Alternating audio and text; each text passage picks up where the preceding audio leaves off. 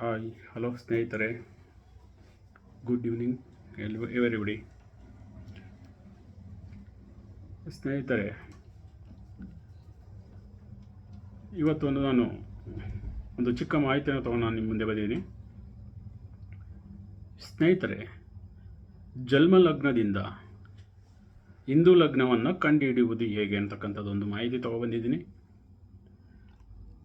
ಹಿಂದೂ ಲಗ್ನದಿಂದ ಏನು ಉಪಯೋಗ ಅಂತಕ್ಕಂಥದ್ದು ಪ್ರಶ್ನೆ ಬರುತ್ತೆ. ಜಾತಕರಿಗೆ ಜನ್ಮ ಲಗ್ನದಿಂದ ನಾವು ಹಿಂದೂ ಲಗ್ನವನ್ನು ಕಂಡುಹಿಡಿದುಕೊಂಡು ಆ ಹಿಂದೂ ಲಗ್ನದಿಂದ ಜಾತಕನಿಗೆ ಯಾವ ರೀತಿ ಉಪಯೋಗಗಳು ಇದೆ ಅಂತಕ್ಕಂಥದ್ದನ್ನು ನಾವು ಈ ಒಂದು ವಿಡಿಯೋದಿಂದ ತಿಳ್ಕೊಬೋದು. ಆ ಜಾತಕನಿಗೆ ಹಣಕಾಸಿನ ಸ್ಥಿತಿಗತಿಗಳನ್ನು ಕಂಡುಹಿಡಿಯುವುದಕ್ಕೆ ನಾವು ಈ ಹಿಂದೂ ಲಗ್ನವನ್ನು ಉಪಯೋಗಿಸ್ಕೋಬೋದು.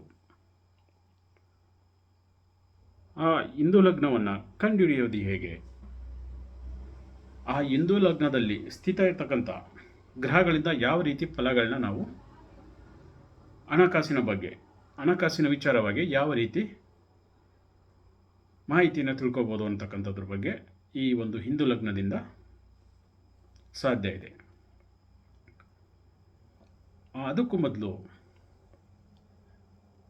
ಹಿಂದೂ ಲಗ್ನವನ್ನು ನಾವು ಕಂಡುಹಿಡ್ಕೋಬೇಕಾದ್ರೆ ನಾವು ಒಂದೊಂದು ಗ್ರಹಕ್ಕೆ ಒಂದೊಂದು ಅಂಕೆಗಳನ್ನ ಕೊಡಬೇಕಾಗುತ್ತೆ. ಅಂದರೆ ಸೂರ್ಯನಿಗೆ 30 ನಂಬರ್ 30,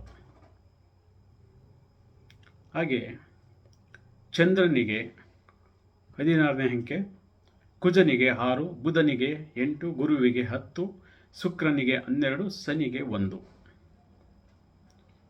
ಈ ಅಂಕೆಗಳನ್ನ ನಾವು ತಗೊಂಡು ಜಾತಕದಲ್ಲಿ ಈ ಗ್ರಹಗಳು ಎಲ್ಲೆಲ್ಲಿ ಇರ್ತವೆ, ಯಾವ್ಯಾವ ಸ್ಥಾನದಲ್ಲಿ ಸ್ಥಿತರಾಗಿರ್ತಾರೆ, ಆ ಸ್ಥಾನಗಳಿಗೆ ನಾವು ಈ ಅಂಕೆಗಳನ್ನ ತುಂಬಬೇಕಾಗುತ್ತೆ. ಕುಂಡಲಿಯನ್ನು ಬರೆದು, ಎಕ್ಸಾಂಪಲ್ ರವಿ ಮೇಷದಲ್ಲಿದ್ದರೆ ಆ ರವಿ ಇರೋ ಸ್ಥಾನಕ್ಕೆ 30 ಅಂಕೆಗಳನ್ನ ನಾವು ತುಂಬಬೇಕು. 30 30 ನಾವು 30 ನಂಬರನ್ನು ಅಲ್ಲಿಗೆ ನಾವು ತುಂಬಬೇಕಾಗುತ್ತೆ. ಅಥವಾ ಮಿಥುನದಲ್ಲಿ ಬುಧ ಇದ್ದಾನೆ ಅಂತ ಇಟ್ಕೊಳ್ಳಿ. ಮಿಥುನದಲ್ಲಿ ಬುಧ ಇದ್ದಾಗ ಆ ಬುಧನ ಜಾಗಕ್ಕೆ 8 ಅನ್ನೋ ಒಂದು ಅಕ್ಷರನ ನಾವು ಅಲ್ಲಿ ತುಂಬಬೇಕಾಗುತ್ತೆ. ಹೀಗೆ 12 ಮನೆಗಳಿಗೂ ಯಾವ್ಯಾವ ಗ್ರಹ ಎಲ್ಲೆಲ್ಲಿ ಸ್ಥಿತರಾಗಿದ್ದಾರೆ ಆ ಗ್ರಹ ಸ್ಥಾನಕ್ಕೆ ಈ ಅಂಕೆಗಳನ್ನ ತುಂಬಬೇಕಾಗುತ್ತೆ. ಈ ಅಂಕೆಗಳನ್ನ ತುಂಬಿ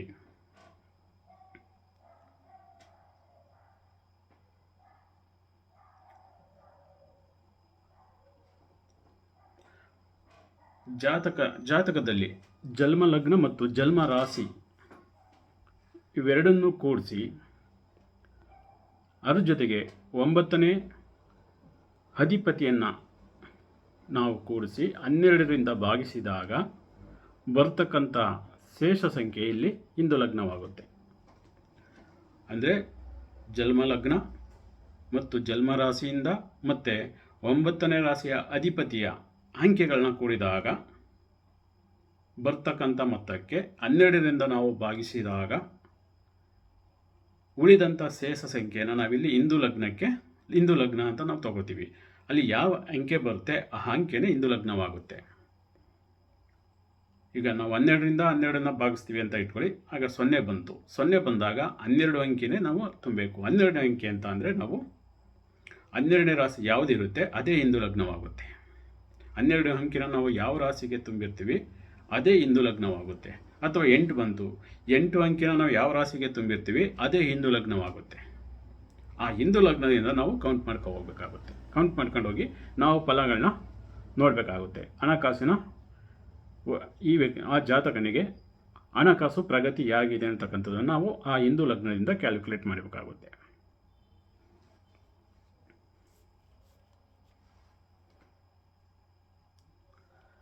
ಹಾಗೆ ಪ್ರಬಲ ಗ್ರಹ ಈ ಹಿಂದೂ ಲಗ್ನದಲ್ಲಿ ಸ್ಥಿತ ಅಥವಾ ದೃಷ್ಟಿಸಿದರೂ ಸಹ ಅವರು ಕೋಟಿಗಟ್ಟಲೆ ಹಣಕಾಸನ್ನು ಸಂಪಾದನೆ ಮಾಡ್ತಕ್ಕಂಥ ಸಂದರ್ಭ ಹೆಚ್ಚಿರುತ್ತೆ. ಪ್ರಬಲ ಪಾಪಗ್ರಹ ಸ್ಥಿತ ಅಥವಾ ದೃಷ್ಟಿಸಿದರೂ ಸಹ ಲಕ್ಷಗಳಲ್ಲಿ ಮಾತ್ರ ಅವರು ಹಣಕಾಸನ್ನು ಸಂಪಾದನೆ ಮಾಡಲಿಕ್ಕೆ ಸಾಧ್ಯ. ಹಿಂದೂ ಲಗ್ನನ ಪಾಪಗ್ರಹ ಹಿಂದೂ ಲಗ್ನದಲ್ಲಿ ಪಾಪಗ್ರಹ ಸ್ಥಿತರಾಗಿರ್ಬೋದು ಅಥವಾ ಪಾಪಗ್ರಹ ಆ ಒಂದು ಹಿಂದೂ ಲಗ್ನವನ್ನು ದೃಷ್ಟಿಸಿದರೂ ಸಹ ಅವರು ಲಕ್ಷಗಳಲ್ಲಿ ಮಾತ್ರ ಹಣಕಾಸನ್ನು ಸಂಪಾದನೆ ಮಾಡಲಿಕ್ಕೆ ಸಾಧ್ಯ ಇರುತ್ತೆ. ಹಾಗೆ ಶುಭ ಮತ್ತು ಪಾಪಗ್ರಹಗಳಿದ್ದರೆ ಹಲವು ಲಕ್ಷಗಟ್ಟಲೆ ಧನ ಸಂಪಾದನೆಯನ್ನು ಮಾಡ್ತಾರೆ. ಹಲವು ಅಂದರೆ ಹೆಚ್ಚಿನ ಮೊತ್ತ ಆಗಲ್ಲ, ಒಂದು ಹಲವು ಒಂದು ಬೆಳ್ಳಿ ಎಣಿಕೆ ಎಷ್ಟು ಲಕ್ಷಗಳಲ್ಲಿ ಅವರು ಹಣಕಾಸನ್ನು ಸಂಪಾದನೆ ಮಾಡ್ತಕ್ಕಂಥ ಚಾನ್ಸಸ್ ಇರುತ್ತೆ. ಬಲಹೀನ ಶುಭ ಗ್ರಹವು ಇದ್ದರೆ ಹಿಂದೂ ಲಗ್ನದಲ್ಲಿ ಅವರು ಸಾವಿರ ಮೊತ್ತದಲ್ಲಿ ಮಾತ್ರ ಹಣಕಾಸನ್ನು ಸಂಪಾದನೆ ಮಾಡಲಿಕ್ಕೆ ಸಾಧ್ಯ ಇರ್ತದೆ. ಬಲಹೀನ ಪಾಪಗ್ರಹ ಸಂಬಂಧಪಟ್ಟಿದ್ದರೆ 100 ರೂಗಳಲ್ಲಿ ಅವರು ಹಣಕಾಸನ್ನು ಸಂಪಾದನೆ ಮಾಡಲಿಕ್ಕೆ ಸಾಧ್ಯ ಇರ್ತದೆ.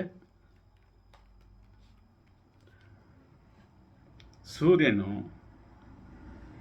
ಸಾವಿರಗಳಾಗಿ, ಚಂದ್ರನು ಲಕ್ಷಗಳಲ್ಲಿ, ಕುಜನು 100 ರೂಗಳಲ್ಲಿ, ಬುಧನು ಕೋಟಿಗಳಲ್ಲಿ, ಗುರುವು ಅನೇಕ ಕೋಟಿಗಳಲ್ಲಿ, ಶುಕ್ರನು ಅದಕ್ಕಿಂತ ಹೆಚ್ಚು, ಶನಿಯು ಸ್ವಲ್ಪ ಕಡಿಮೆ ಹಣಕಾಸನ್ನು ಕೊಡ್ತಕ್ಕಂಥ ಚಾನ್ಸಸ್ ಇರುತ್ತೆ ಆ ಹಿಂದೂ ಲಗ್ನದಲ್ಲಿ ಸ್ಥಿತರಾಗಿದ್ದರೆ ಅಥವಾ ದೃಷ್ಟಿಸಿದರೆ.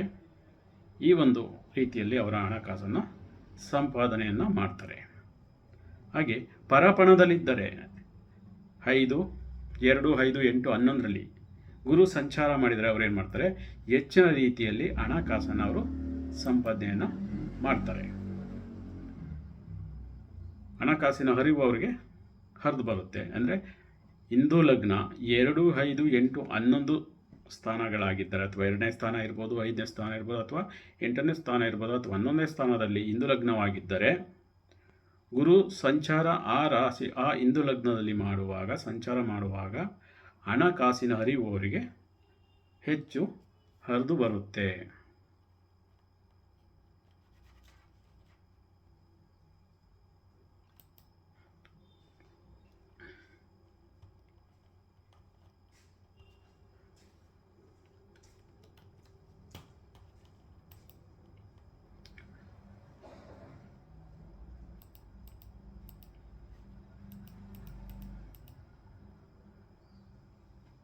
ಹಿಂದೂ ಲಗ್ನದಲ್ಲಿ ಸ್ಥಿತ